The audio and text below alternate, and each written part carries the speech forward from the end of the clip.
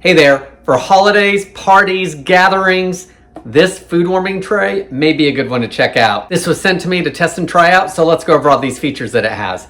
First of all, it rolls up into itself and has its own carrying case, so you can store it in the drawer or under a cabinet. It's got this Velcro closure on it, so that'll keep it closed.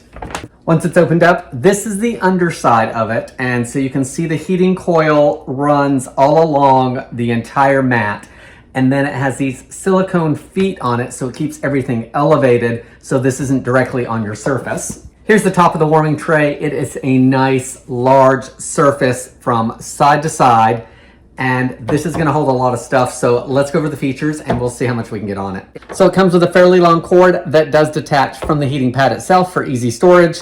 So it just plugs in here. Let's get it plugged in. Once it's plugged in, it'll show that it's off. Then when you push the power button, it does turn on. Once it's turned on, it'll turn on, and 60 is in Celsius. So the temperatures are in Celsius, but it does tell you what the conversions are in the book for Fahrenheit. The range for this is 40 to 110 degrees Celsius, which is 104 Fahrenheit to 230 Fahrenheit. So that's a huge range, and you can do it in 10-degree increments. So it'll go as low as 40, and with the plus symbol, you just move it to whatever temperature you need it at. It also has a timer function. So if you hit the timer, you can do anywhere from 1 to 4 hours. And what happens is it'll flash, then it will beep. That means your timer is set.